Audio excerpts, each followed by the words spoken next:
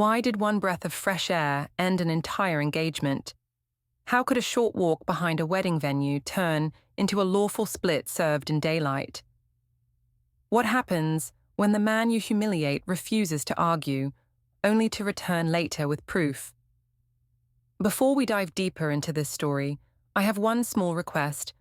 Please subscribe, drop a like, comment, and hit that hype button to boost this channel so more people can discover these incredible stories. Before you judge me, just know this: I never planned to hurt anyone. I wanted one small moment to breathe, to remember who I was before everything got so expected. That's all it was supposed to be. A walk for fresh air behind the venue with someone I used to love. My ex, Evan. But of course, people love to twist things. Now the story is out of my hands, and somehow I'm the villain, the reckless one, the liar. They don't understand what it's like to be adored by one man while still wondering what might have been with another. They don't understand how a heart can split between what's safe and what's real. Grant, my fiancé, he used to see me. He used to fight for me. Lately, all he did was plan and calculate and make sure everything was perfect. And Evan, he showed up with a guitar and that stupid grin and made me feel seen again. Is that such a crime? I wasn't planning to ruin the night. I just needed a second to feel alive. But when I came back from that walk and saw Grant's face, I knew something had changed, and not in my favor. I'm Aurelia Knox, and I swear I was trying to make everything perfect that night. The rooftop restaurant looked like something out of a movie. String lights, soft jazz, little gold menus that had our names printed together like a promise. Grant had been planning our engagement dinner for weeks, probably even longer, because that's how he is. Every detail matters. He had this quiet focus about him, the kind that made people feel safe. And honestly, sometimes that safety felt like a cage. When I walked in, everyone clapped. His mother, Margaret, stood up first, smiling politely like she was already tired of pretending she approved of me. My sister, Delilah, waved me over, whispering that the photos were going to look amazing with the city lights in the background. I laughed too loudly. I always laugh louder when I'm nervous. It fills the space before anyone else can. Grant kissed my cheek and said I looked beautiful. I told him I'd had no time to change from work, which was true, but part of me wanted him to see that other people noticed me even when I didn't try. Evan's name came up right after appetizers. He was the musician Grant had hired for the reception, my ex from years ago. Harmless, I said. Grant had asked if I was sure, and I told him it would make a great story. Two adults moving on, showing how mature love can be. He didn't argue, just nodded like he always did when he didn't want to fight. That's his way. Calm, quiet, patient. I used to think it meant he was strong. Lately, it just felt like he was collecting things I couldn't see. Dinner was beautiful. Candlelight on champagne glasses, people laughing at stories I half made up to sound more interesting. Grant's co-worker asked how we met. I told her I was the one who chased him, which wasn't true. He smiled anyway. Everyone said we were the perfect balance, him steady, me spontaneous. I liked that idea, like we were characters in some modern fairy tale. But under the table, I kept checking my phone. Not for messages, just for the glow. The screen made me feel less trapped in the conversation. Margaret noticed, of course. She leaned over and said, in that soft, polite tone she used when she was really judging me, that some things can wait until after dinner. I smiled and said, some can't. Delilah saved me by asking for a photo. We posed with our glasses raised, city lights behind us. When I looked at the picture later, I saw it. Grant smiling at me like he was proud, and me smiling at the camera like I already knew something he didn't. Maybe I did. Halfway through dessert, my phone buzzed again. A short text from an unknown number. Need air? Back of the venue. I didn't have to guess. Evan had always called it that, fresh air, as if leaving the room made things easier to forgive. I looked across the table. Grant was in the middle of a story about the night he proposed, and everyone was hanging on his words. I nodded, pretended to laugh at the right part, and then said I needed to stretch my legs. The hallway leading to the terrace was quiet, the kind of quiet that hums in your ears. I stepped outside into cool wind. Evan was leaning on the railing, guitar case beside him. He looked almost the same, older, sharper, still with that casual smile that made you forget why you ever left. He said I looked happy. I told him I was. He said he didn't believe me. I rolled my eyes and said he never did.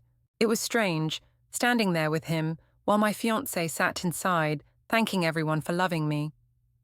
Evan talked about how he'd been invited to play 2 songs at the wedding. I said it would be funny, like a movie moment. He asked if Grant knew what we were like back then. I said he didn't need to. He laughed and said, "You never change." And I said, "That's not true, I'm engaged now." He looked at my ring, nodded once and said softly, "Still doesn't fit you." I should have walked away then. Instead, I stayed. The air smelled like rosemary from the planters, and the city buzzed below us. He told me he missed the way I used to talk, like everything I said had an audience. I told him I'd grown up. He said I still looked for attention, just in different ways. I told him he was arrogant. He smiled like he'd won something. Inside, through the glass, I could see Grant talking to Delilah. He looked relaxed, unaware. The sight made me strangely guilty. Evan asked if I was happy with him. I said of course I was. He tilted his head, studied me, then said, "Then why are you here?" I didn't answer. I just laughed and said I needed the breeze. For a moment, neither of us spoke. Then someone opened the terrace door behind me. I turned, expecting a waiter. It was Grant. He didn't look angry. He just looked aware. His eyes moved from Evan's face to mine, then to the distance between us. Too close to deny, too far to explain. He said my name once, quiet, almost like a question. I said I just came out for air. He nodded, his expression unreadable, and said he hoped I found enough. Then he went back inside. Evan exhaled sharply, muttered something about ruining the moment, and left through the side stairs. I stayed out there, staring at the skyline, trying to convince myself it wasn't a big deal. But when I walked back in, the laughter had changed. Conversation slowed. Margaret's polite smile had hardened into something else. Grant was at the table again, his phone face down beside his plate. He asked if I was feeling better. I said yes, though my chest felt tight. He said good, then thanked everyone for coming. I tried to make eye contact, to soften the tension, but he didn't look at me again. Delilah whispered that the moment felt weird, asked what happened. I said nothing happened. She gave me that look she gets when she knows I'm lying but doesn't want to say it out loud. People started standing, hugging, gathering coats. I laughed a little too loudly again, telling everyone the night had been perfect. Someone raised a phone for a final group picture, and I posed beside Grant. His arm brushed mine but didn't rest there. The flash went off, catching our faces. Me smiling wide, him staring straight ahead. Later, as guests left, Margaret came over and thanked me for being yourself. I couldn't tell if it was a compliment or a warning. Grant carried the leftover cake box to the car in silence. I filled the quiet with small talk about how successful the evening had been. He nodded once and said, "If you think so." The drive home was short, but felt endless. I talked about the weather, about how the city lights looked prettier from that rooftop. He said almost nothing. At a red light, he reached for his phone. The screen lit his face in pale blue. For a second, I saw my reflection in his glasses. Me looking anxious, him unreadable. When the light turned green, he put the phone away and kept driving. At home, I went straight to the bedroom and kicked off my heels. He went to the kitchen, poured water, and left one glass on the counter beside mine. 2 glasses, opposite corners. That small gap between them felt enormous. I lay in bed, scrolling through photos people had already posted. Every picture looked perfect. Smiling faces, champagne, city lights, except one. In the background, blurred but clear enough, was the terrace. Me and Evan standing close, heads tilted together, just visible through the glass. Someone had tagged the location. My chest tightened again. I double-tapped it anyway, out of habit. The notification chimed once before I muted my phone. Grant came into the room, kissed my forehead lightly, and said goodnight. His voice was calm, too calm. When he turned off the light, I lay there in the dark, the image still glowing in my mind. A simple walk for fresh air, a harmless moment between old friends. At least, that's what I told myself. But deep down, something in me knew it wasn't harmless anymore. Something had shifted, quietly and completely. And even then, I thought I could fix it. I always think I can fix everything if I just talk enough, smile enough, explain enough. But that night, when I heard him close the guest room door instead of ours, I knew explanations wouldn't save me this time. The silence had already started working against me, and I had no idea how much he'd already seen. The morning after the dinner felt too bright, like the sunlight was trying to expose something I hadn't finished hiding. Grant was already gone when I woke up. His side of the bed was neatly made, pillow smooth, no sign he'd even slept there. On the nightstand sat my phone, screen lighting up with new notifications, photos from the dinner, tagged and captioned by friends who thought the evening was flawless. One of the posts had a blurred background, but even blurred, I recognized myself on that terrace. Evan's shoulder, my tilt toward him, the glow from the city behind us. Someone had written, "True chemistry never fades." I told myself it was harmless. People read too much into pictures. Still, I deleted the tag before Grant could see it, though part of me suspected he already had. The silence in the apartment wasn't ordinary silence. It was the kind that waits for a confession. By noon, Delilah texted to ask if Grant was upset. I said no, that he just had a lot on his mind. She sent a screenshot of the viral photo and said, "It's making rounds. Aunt Lena saw it on Facebook." I told her to stop worrying, that people would forget by tomorrow. She replied, "He won't." At work, everyone acted strange. I could feel it before anyone spoke. My coworker Janice tried to sound casual when she said the engagement dinner looked memorable. Then she asked if that was my exo in the picture. I said yes, but insisted it was nothing, just a funny coincidence. She smiled politely and walked away. It's strange how politeness can hurt more than gossip. Around 3, Grant texted me, "Dinner at home tonight? We need to talk." No emojis, no punctuation beyond the period. My stomach knotted. I typed back sure and stared at the screen until it dimmed. When I got home, the apartment smelled like lemon cleaner. Grant was in the kitchen, sleeves rolled up, quietly washing the same mug over and over.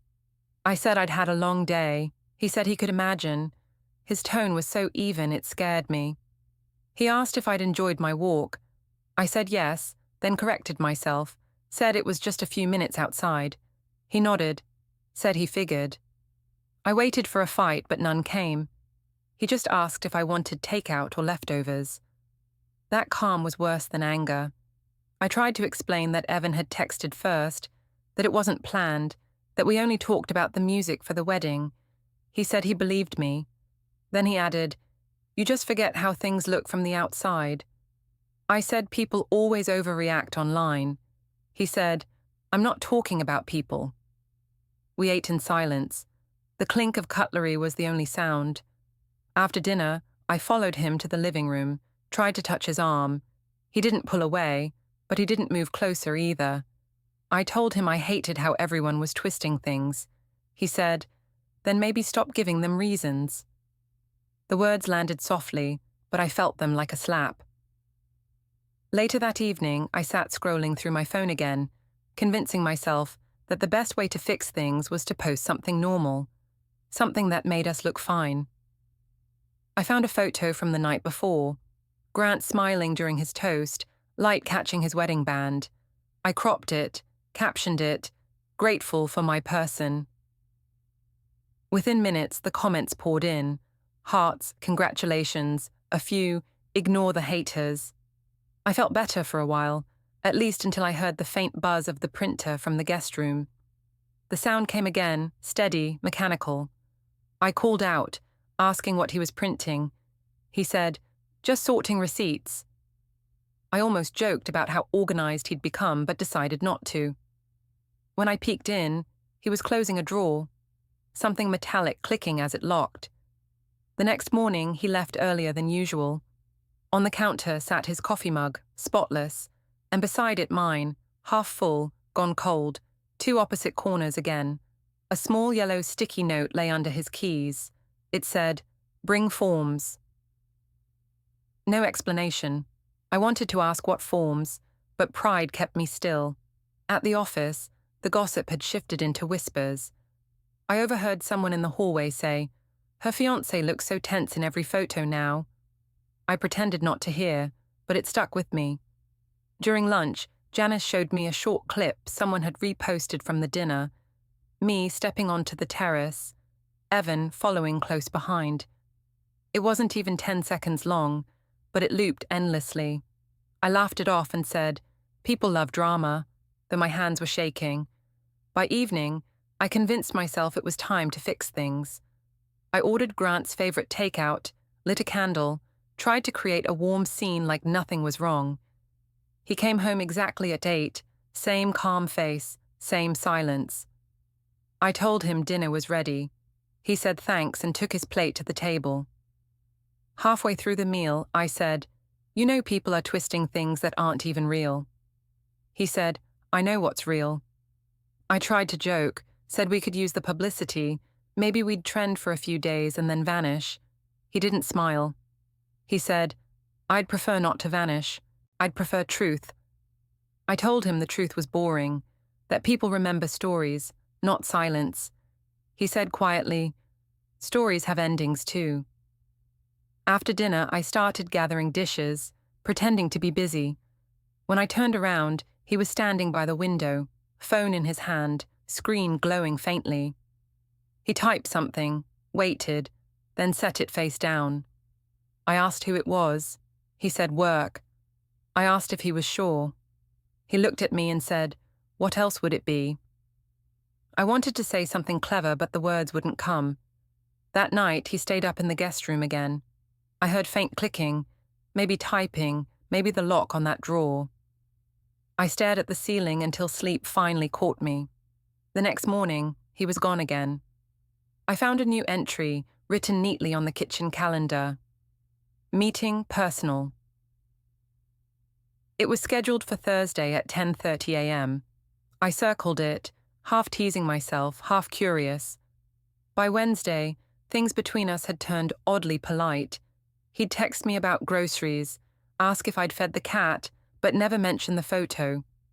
I told Delilah things were fine. She didn't believe me. She said, "He's not angry, Aurelia. He's collecting." I told her that sounded paranoid. She said, "You always think calm means peace." That night, I opened his laptop while he showered, just to reassure myself. Nothing obvious, just folders named household, utilities, storage, each one spotless and organized. I closed it before he came out. When he walked in, I asked if he needed help with anything. He said, "Not yet." I posted another photo before bed, just a flat lay of the wedding invitation mock-ups. The caption said, "Details coming together beautifully." It felt good seeing people comment about how lucky I was. I even liked my own post from a second account. But when I refreshed the page, Grant's profile picture had changed, from us together to just a plain grey icon. My chest tightened. I waited until morning to ask him about it. He said he'd deactivated his account for clarity. I said he was being dramatic. He said, "That's one word for it." I wanted to scream, to shake him out of that calm. Instead, I told him he was ruining our image. He said, "Maybe that's the point." When he left for work, I checked my phone again. The viral photo had resurfaced on another page, this time with a caption, "Bride to be caught with mystery man." My name was tagged, comments filled with guesses and jokes. I spent an hour deleting, blocking, reporting. Then I saw one username I recognized, Margaret Haverford, Grant's mother. She'd liked the post. I sat there, phone trembling in my hand, and finally admitted to myself that the air I'd gone outside for that night hadn't been fresh at all. It had been the start of something stale, something suffocating. Still, I told myself I could fix it. All I had to do was talk to him, make him see it from my side. But when he came home that evening, he walked straight to the guest room, locked the door, and the faint sound of the printer started again. The rhythm of paper feeding, quiet, methodical, like breathing. I stood in the hallway listening, realizing too late that silence wasn't just silence anymore. It was evidence being built, one careful page at a time. The following morning, I decided pretending everything was fine was easier than actually fixing anything. It's something I've always been good at, acting like the tension in the room is just background noise. Grant was still asleep in the guest room when I left for work, or at least pretending to be. His door was closed, and I didn't knock.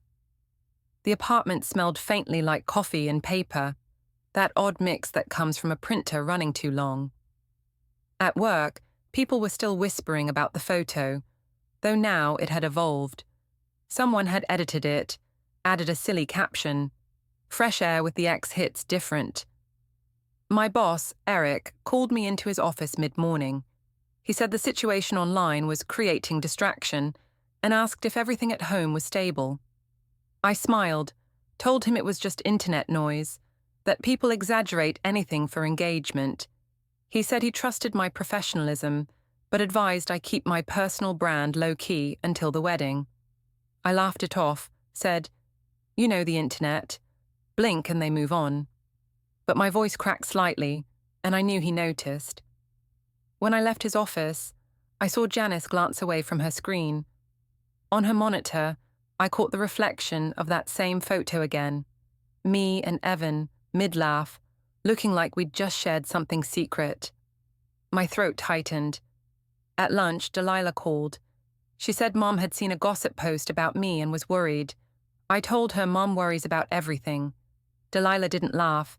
She said Grant's mother had commented on one of the threads something about truth always finding daylight. I told Delilah to stop reading comments and hung up before she could say more. By late afternoon, I couldn't focus. Every few minutes, my phone buzzed with messages I didn't want to open. I kept telling myself that all I needed was one good public appearance with Grant. Just a dinner, a photo, something to prove we were fine. That night, I told him we should go out, let people see us together again. He said he was tired. I said tired wasn't an excuse to give up. He looked at me quietly for a long time before saying, "You think this is about optics. It's about trust." I told him trust was built on what people believe. He said no, it's built on what's true. The way he said it, calm, final, made me feel like the floor tilted a little. I changed the subject, said maybe I'd invite friends over this weekend, something fun. He said, "You can do whatever you want." That sentence should have sounded freeing, but it felt like being dismissed. After he went to bed, I opened his laptop again, careful not to wake him. A spreadsheet was still open, columns labeled with dates, places, notes.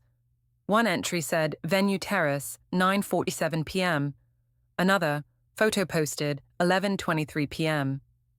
I scrolled further down and saw smaller notations. Follow-up message saved, tag deleted, screenshot kept. I froze. He'd been documenting everything. When I closed the laptop, I saw his phone light up on the nightstand. A contact name flashed briefly. Just an emoji, a scale, like the symbol for balance or justice.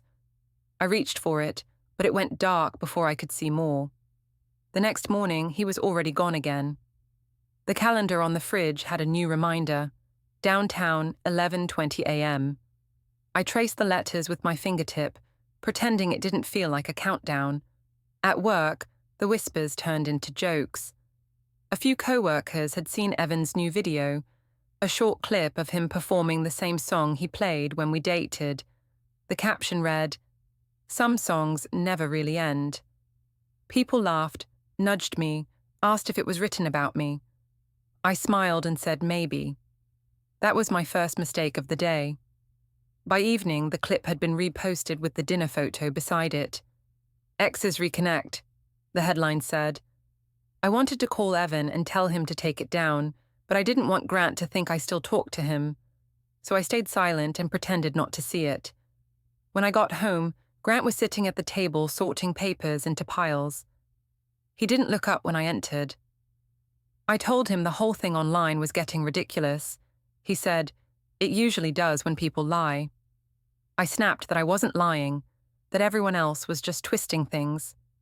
He said, "If it's twisted, you bent it first." I hated how steady his voice was. I told him he was overreacting. He said, "Maybe, but I'm not guessing anymore." I asked what that meant. He said, "You'll see." The rest of the night, we barely spoke.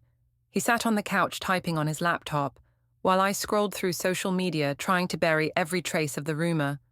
I blocked accounts, reported posts, even messaged a few pages asking them to remove the photo. One replied, "Sorry, public interest." At midnight, I gave up and went to bed. The printer started again just as I closed my eyes. A quiet hum, a click, a soft slide of paper. The next day, Margaret called. She didn't yell or accuse.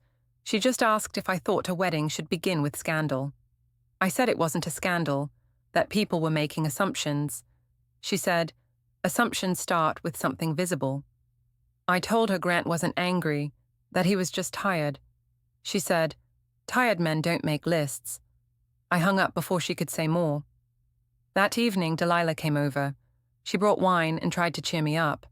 When I told her Grant had been acting like a stranger, she said, "Maybe he's protecting himself." I said he didn't need protection from me. She gave me a look that felt too knowing and asked, "Does he?" We sat on the couch scrolling through my phone, deleting anything that looked suspicious. She saw the spreadsheet tab still open in his browser and whispered, "He's planning something." I said he wouldn't do that. Grant was too gentle, too patient. She said, "Exactly. Gentle people prepare before they act." After she left, I paced the apartment. My thoughts spun circles about the post, the spreadsheet, the scale emoji contact. Around midnight, I saw Grant's car pull into the driveway. He walked in quietly, carrying a small manila folder. I asked what it was. He said, "Work documents." He went straight to the guest room, locked the door, and that low mechanical sound began again. The printer, the paper sliding out one sheet at a time. I sat at the kitchen table, scrolling through comments under the latest repost of the dinner photo. There were hundreds now, people debating whether the man in the picture looked more like a lover or a friend. Someone tagged me directly, asking if the wedding was still on. My throat closed. I typed a long post defending myself, saying people should mind their own lives, that not everything they see is real. I hit post before I could think twice. Within minutes, my notifications exploded again. Some defended me, others didn't. The noise filled my head like static. When Grant came out, I asked if he'd seen it. He said yes. I said maybe now people would stop. He said, "They won't, but soon it won't matter." He poured himself a glass of water, placed it on the far counter, his new habit, and said he had an early meeting. I asked if it was another personal one. He said, "It's important." That night, he didn't come to bed at all. I stayed awake until dawn, waiting to hear the click of the printer again. It never came. Only the soft buzz of his phone once, a message that lit the dark for 2 seconds. Then silence. In the morning, he was gone, and so was the manila folder. The only thing left on the counter was a sticky note, folded in half. Inside it, written neatly, "Noted." I stared at the word until it blurred. I still told myself it wasn't over, that he just needed space, that once the internet forgot, he'd remember who we were. But something inside me already knew that every quiet meeting, every printed page, every calm word was leading somewhere I couldn't talk my way out of. By the time the weekend came, I'd convinced myself things were stabilizing. Grant hadn't said much, but he was at least home, and that felt like progress. I told Delilah we were fine, that people just needed to stop interfering.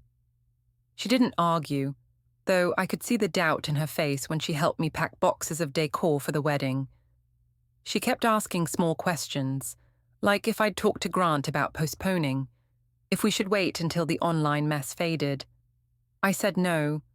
Silence from him didn't mean disaster. She said, "You really think silence means peace?" I told her I'd learned to read him better than anyone. Saturday afternoon, we were supposed to have dinner with both families. I dressed early, choosing a soft blue dress I knew Grant liked. When he came out of the guest room, he paused, nodded politely, and said I looked nice. Not beautiful, not stunning, just nice. It landed like a pin in my chest. The drive to my parents' house was quiet except for the turn signal clicking. I talked about flower arrangements and seating charts just to fill the air. He answered with single words. I hated it, but I also clung to it. Words meant there was still something left. When we arrived, my mother greeted us too warmly, her voice bright and forced. The dining table was already set, and my father poured Grant a drink before asking about work. Everything looked normal, but the atmosphere felt staged, like everyone had rehearsed how to behave around us. Delilah sat across from me, eyes flicking between us every few minutes. When she asked if I'd seen the new gossip post, my mother shot her a warning look. Grant asked, "What post?" I quickly said it was nothing, just recycled nonsense. He nodded and said, "They don't recycle unless people keep feeding them." I glared at Delilah, and she looked down at her plate. We ate quietly. My father tried to make conversation about the wedding venue, saying the terrace view would look incredible in photos. I smiled and said yes, pretending the mention of terraces didn't sting. Grant kept his focus on his food, occasionally checking his watch. Halfway through dinner, my mother asked if we'd chosen who would handle the ceremony. I said we hadn't finalized it yet. She said she could call her friend who worked at the courthouse, someone who specialized in civil arrangements. Grant said softly, "I've already been in touch." The room froze for a second. My fork paused mid-air. I laughed, said, "Oh, really? Since when are you the planner?" He met my eyes and said, "Since I decided to handle things properly." My stomach dropped. My mother asked what he meant, but he changed the subject, complimenting the food like nothing had happened. After dinner, I followed him onto the porch. The night air was cool, crickets humming in the grass. I told him he had embarrassed me with that comment. He said, "Embarrassment usually follows behavior, not truth." I told him I was tired of his riddles, that he needed to just say what he wanted. He said, "You'll know soon enough." I wanted to scream at him, to shake that calm off his face, but my parents were watching through the kitchen window. I forced a smile, leaned against him, whispered that we shouldn't fight in front of them. He said, "We aren't fighting. You're explaining. I'm recording." The words hit like a physical slap. I pulled back, searching his expression for humor, but there was none. He turned and went inside. When we left later that night, Delilah walked us to the car. She hugged me tight and whispered, "Stop posting. Just stop." I told her it wasn't about posting, it was about defending myself. She said, "Sometimes defending looks a lot like digging." I told her she didn't understand. She said, "I don't have to." On the drive home, I tried to joke about my family being dramatic. Grant didn't reply. He only said, "You'll have to start telling them the truth soon." I said the truth was that I loved him. He said, "That's not the truth you need." When we got home, he went straight to the guest room again. I sat in the living room staring at our engagement photos on the mantel. In one of them, he's holding my hand, laughing. I remember how safe I felt that day. Now, the same picture felt like proof of how far I'd fallen. I opened my laptop, went to delete the photo again, but another tag had appeared. Someone had reshared it with the caption, "Cold feet already?" I slammed the lid shut and buried my face in my hands. Sunday morning, Grant was already dressed when I woke up. He said he had errands to run.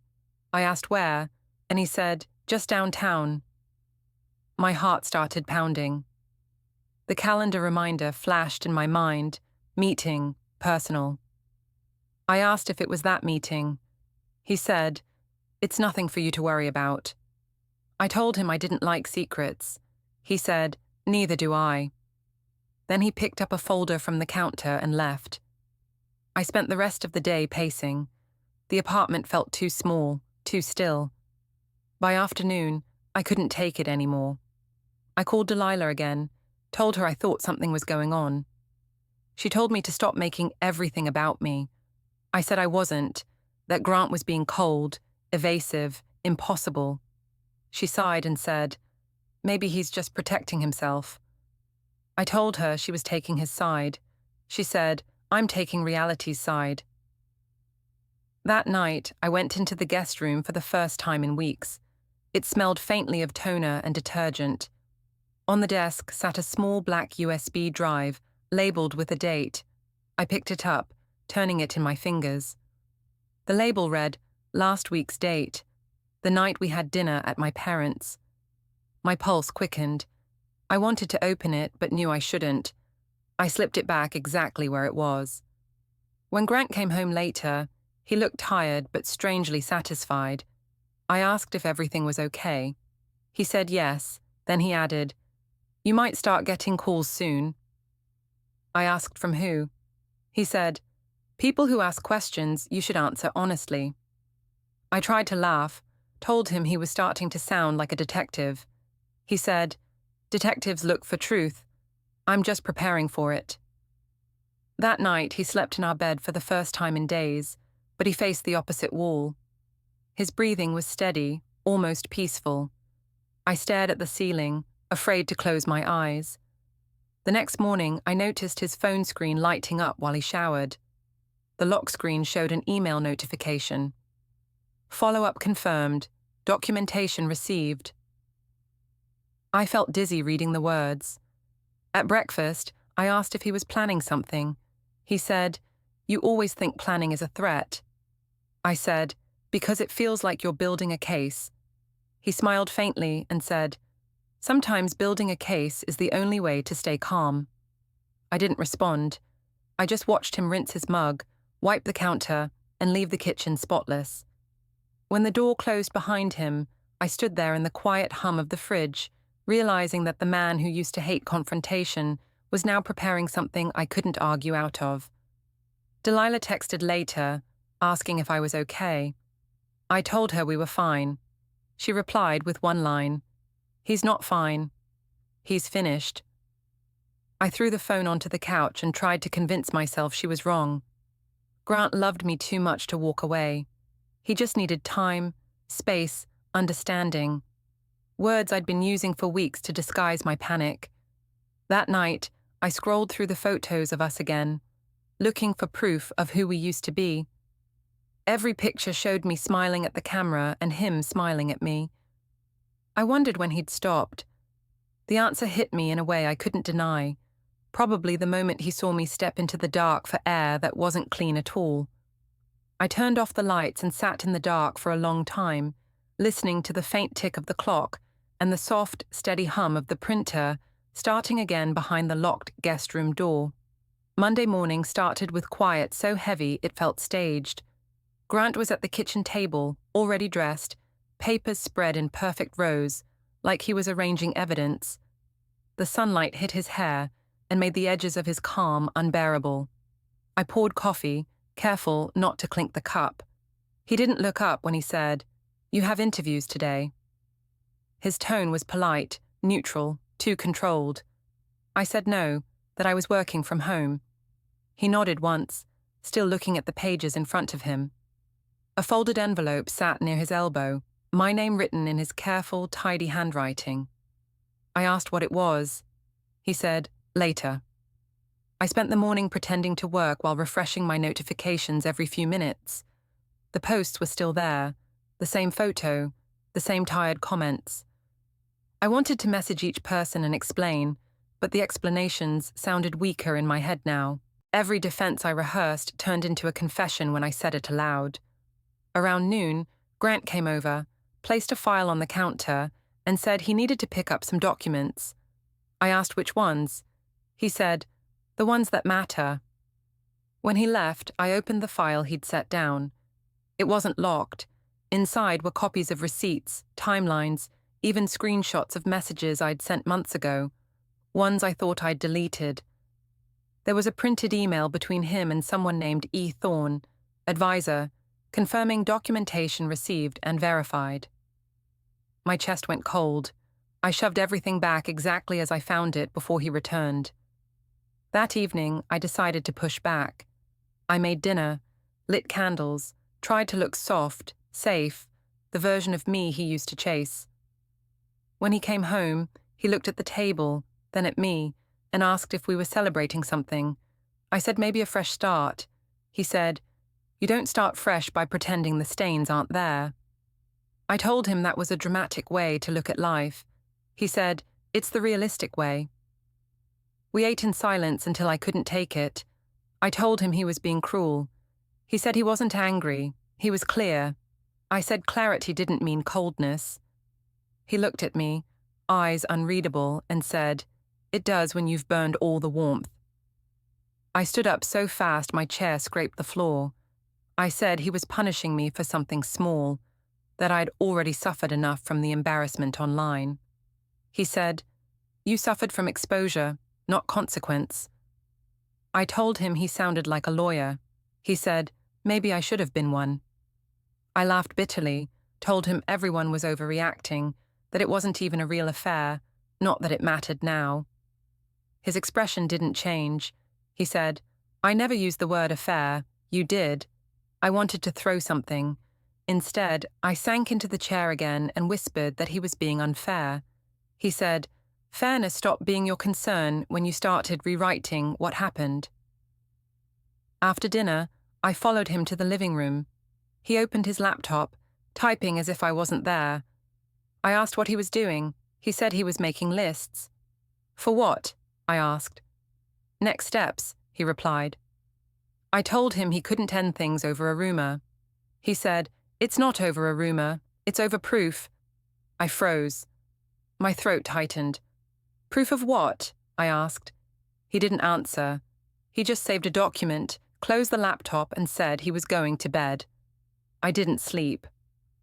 Around midnight, I heard him on the phone in the guest room, speaking low. I caught fragments. Timeline. Submission. Verified copy. I pressed my ear against the door, but the floor creaked, and the conversation stopped. The next morning, he left earlier than ever. I found his mug rinsed and drying on the counter, same as always, and beside it another sticky note, this one reading, "Paper drop 10:15. I called Delilah and told her everything. She said, "He's not bluffing Aurelia."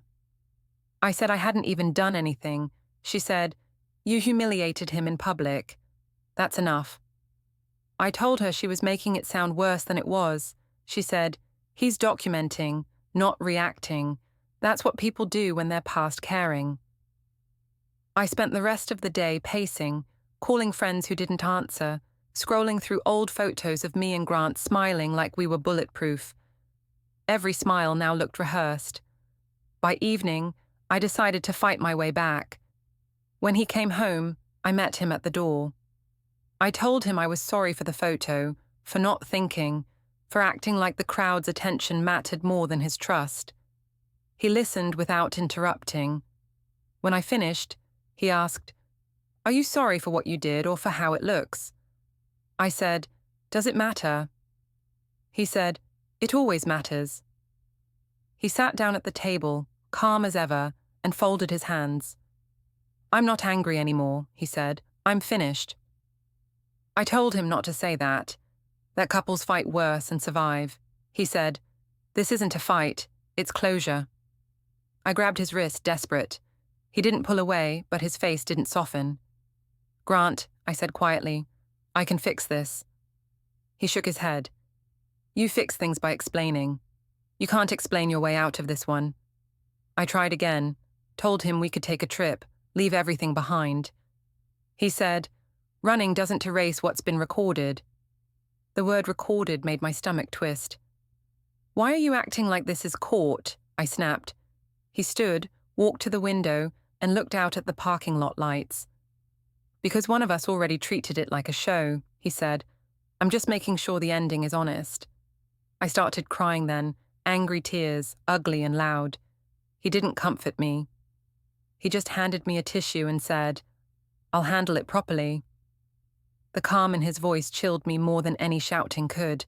I asked what he meant. He said, "You'll see soon enough." He walked away, leaving his laptop open on the counter. I saw a folder on the screen titled Engagement Assets, Final. Inside, subfolders labeled Bank, Venue, Deposits, Photos, and one named simply Evidence. My hands trembled as I closed it. The printer started humming again in the other room, that slow, rhythmic sound that now felt like a countdown. When he came back out, he was carrying his jacket and keys. "Going somewhere?" I asked. He said, "Just dropping things off." "Where?" He paused at the door, looking at me with that unreadable calm. "Downtown," he said, then left. I stood there for a long time, staring at the empty space where he'd been. The apartment felt too clean, too organized, as if he'd already erased me from it. That night, I poured myself a drink and sat in the dark, waiting for him to return. Hours passed. Midnight came and went. When he finally walked in, he didn't say a word. He just placed an envelope on the counter, turned off the lights, and went to bed. I stared at that envelope, my name written neatly across the front. I told myself it couldn't be what I feared.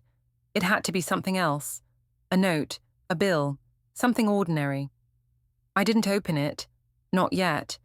I just sat there, the paper glowing faintly in the kitchen light, while the apartment filled again with that awful silence that felt less like peace and more like the pause before something final. The courthouse lobby was louder than I expected. Phones buzzing, heels clicking, voices bouncing off marble. Grant stood by the glass doors, folder in hand, calm as ever. I thought we were there to finalize paperwork for the venue refund. When the clerk called my name, she handed me a sealed packet stamped with my own signature on copies I'd never seen. Grant spoke quietly, telling her to confirm receipt. My hands shook as I realized what it was: termination of engagement, refund requests, and a note reclaiming deposits paid in his name. I looked up to ask why, but he was already walking out into the sunlight,